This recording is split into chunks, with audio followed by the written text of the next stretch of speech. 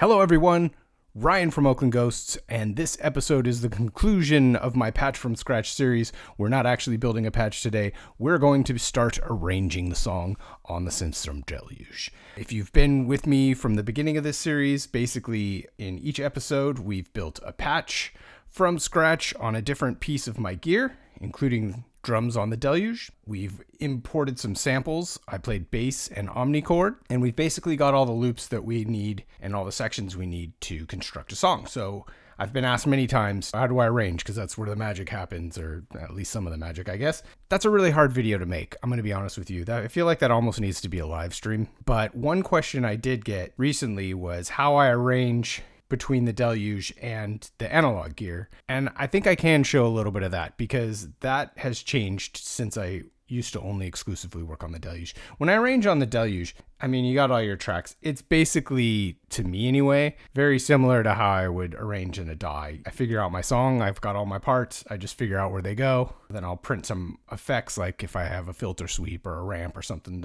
That's something I'll do after I've done the arrangement. But once I started introducing analog gear, some of that changed in ways that I didn't quite expect. One of the things that I learned is that, when I got the Moogs and I got the Sound Studio, they have sequencers, or I sequence here, but these are very performance-based instruments. Riding the knobs, riding the cutoff, riding decays, turning knobs as you go. There's a performance to it, particularly with the subharmonicon, which is 6 voices. There's a lot you can do by not playing all the voices at the same time if your song calls for it. So when I noticed that these became a performance-based kind of thing, the way that I arranged changed a lot. Why don't we first start by recapping just really quick. I'll just play the core loop of everything we have, and then I'll talk about what I mean. All right, let's just play what we got here.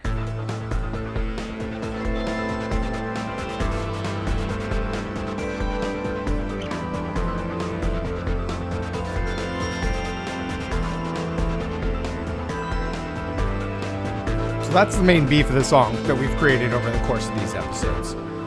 The way that I had to learn to arrange is there's a lot of interplay between how long I need something to happen versus how much I needed to be able to turn knobs and things like that. I physically need time to do those things. So the way I have to arrange is a little different than I would normally do. And there's a lot of back and forth. Like for this one, I know that it sounds really cool when I start with just the sub bass oscillator right here. I think when I bring that in slowly on top of the nano box, those parts sound really cool. And I don't know how long it's going to take for me to kind of bring enough of the chord element in before I get to another part that I want to introduce, like maybe an arpeggio, maybe something I got here on the bass line, whatever. The first thing I do anytime I go in the arrange review is I line up all the tracks in an order that kind of makes sense to me. I'm going to be spending a lot of time with that. That's the lemon drop. And then I've got drums, different stuff. This is a DFAM. I actually recorded the DFAM into here so that I could write another part on the DFAM. So I have 2 parts going on the DFAM now. That's going to be the bass. And when I do the bass, we did add an acoustic bass. So I want that to be close to the bass. Other than that, I think the order of things is fine. A couple of bell synths I have.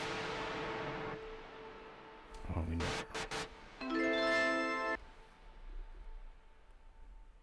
And that's the omnichord. Okay.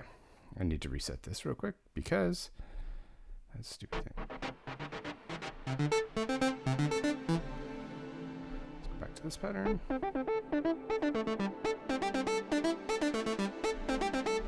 Yep. Groovy. All right, so I've got the different parts I want. So, as I was saying, let's get started. First, I know I want to bring these parts in, and I want this to not have the percussive part. So, the top of my stack here, that's this. And I don't know how long I want this to go, but I suspect pretty long. So I'm going to try that long to start. I don't want the percussive element in, so I'm going to turn the level in, and that's something I'm going to bring in later. I just want the kind of drone that I have on here, as well as I'm slowly going to bring in something on the subharmonicon, and I need some time to do that, so I'm going to practice it real quick. Make sure everything's reset. Looks good. All right.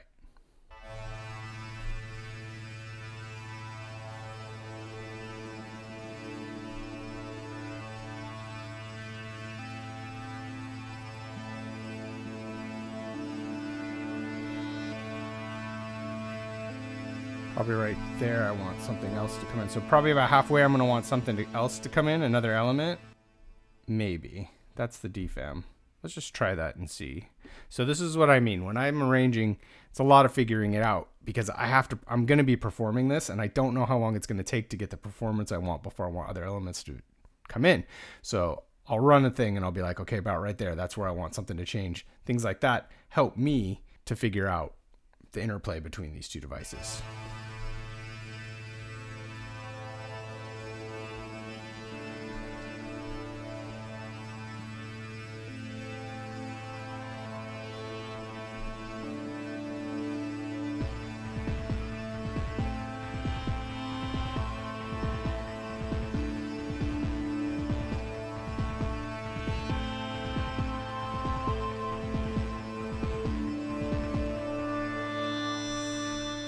Okay, let's do it. Definitely still much longer, but I'm going to keep the defam thing going. I like where it came in. Let's keep it going. So this is double as long as it was before. I felt like right after that first introduction, maybe I want something here. Like, I don't want the main drums to come in for a while. I know that. This is bass. I don't want bass yet. It's live bass.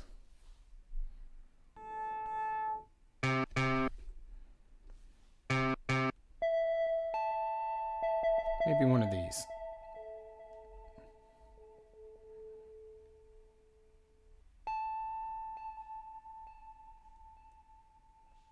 Need to play with this. I don't know what it is over here, so I need to listen to it. So to do that, you can go wherever the playhead is just where the start is. If you push this down and push play, it'll start in that spot. I'm going to turn off the other instruments.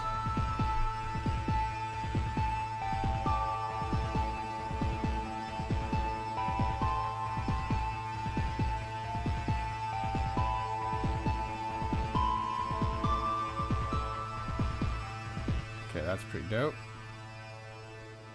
I'm going to add the bass tail right, and then I'm going to drop into something here. Probably the synth bass will come in about right there.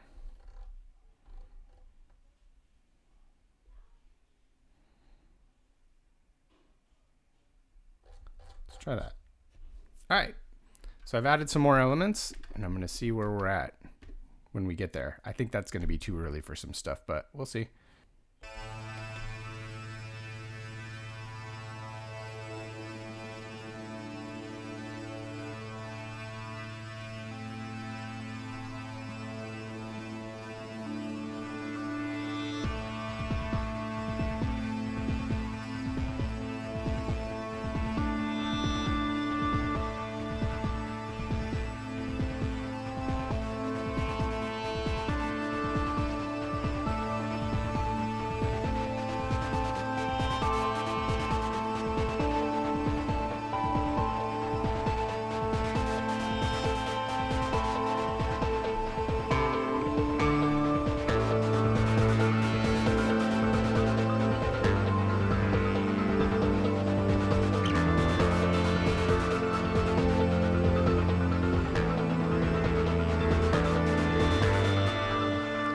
I definitely don't want the live bass to come in that early.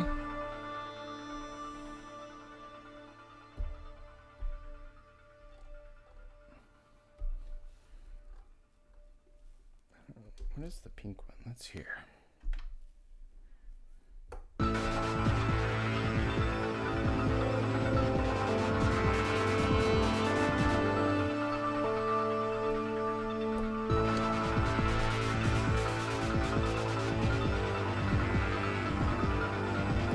So that's just a overhit. I got it. Okay, good. So I still want that in there.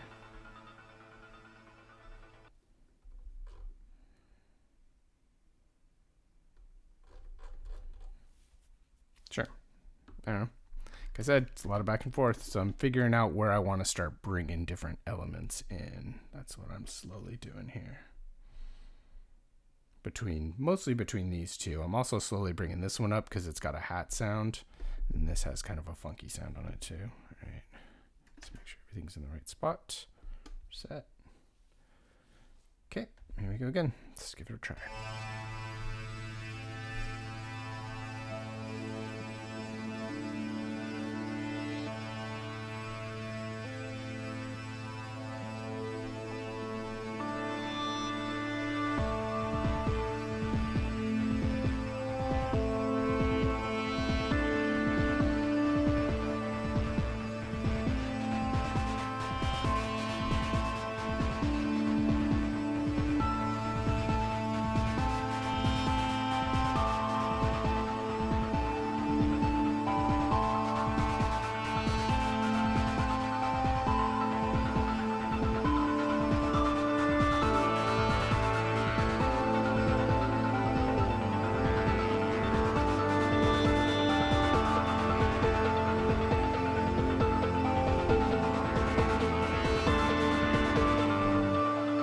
I think I don't need those in here yet. I think we bring the hi-hat in there from here. So this little drum thing, the old DFAM thing, we'll have that actually start when the bass starts. I'm going to turn the volume up just a little bit on that. Bass is fine. Yeah. That'll give me a chance to fade anything.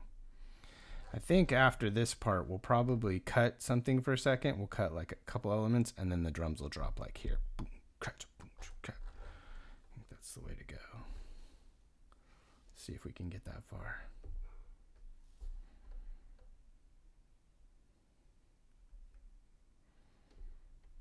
Kill the DFAM ones. Keep that going. Probably bring in normal bass.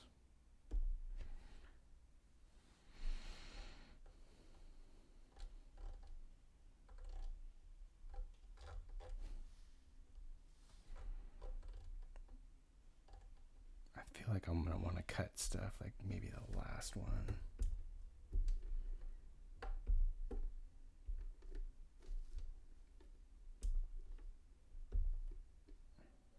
Something like that.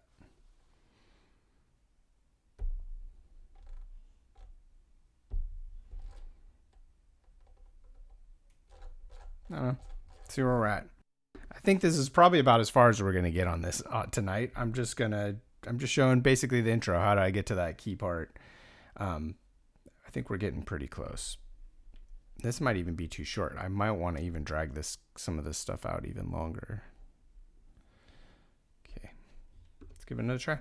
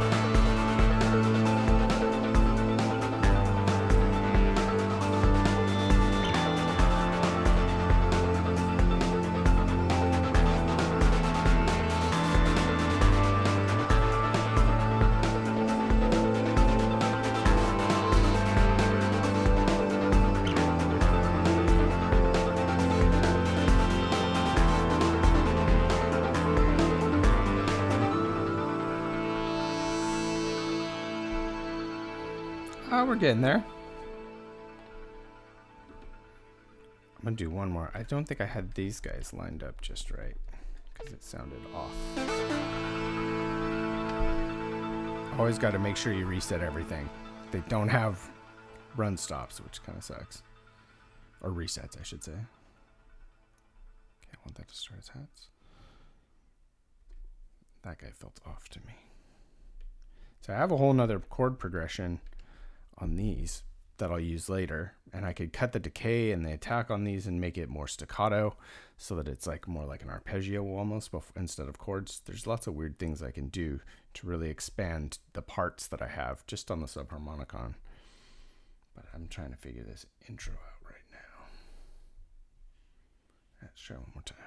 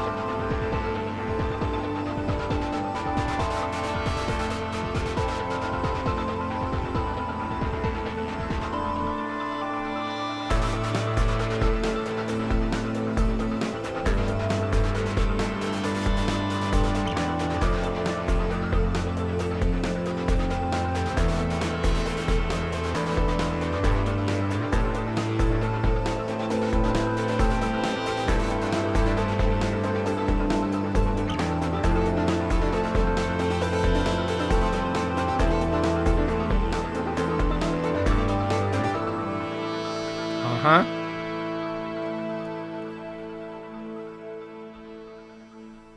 All right. Yeah.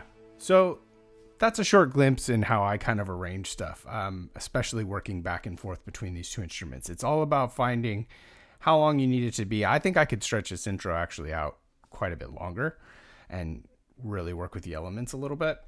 But this is, as an example, I think you're seeing what I'm doing. I'm slowly adding elements. I'm finding places. And then once I get to the main core of the song, that's where you're going to groove for a while. I might add some guitar. I might drop the omnichord in. After we've introduced all the parts, it's like we've introduced all the characters in the show. And now it's time to like have the body of the play, right? Before we figure out how we end it. But yeah, there you go. That's pretty much how I do it. I hope you've been enjoying this series.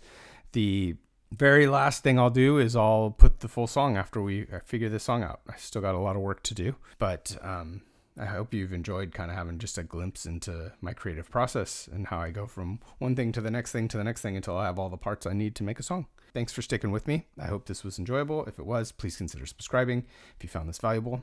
If you like learning about the creative process, I post a lot of that content, and my bandmates have some very good content coming shortly as well. All right, I'm going to play one more time just so we could recap, and I hope you enjoyed this. Thanks, guys.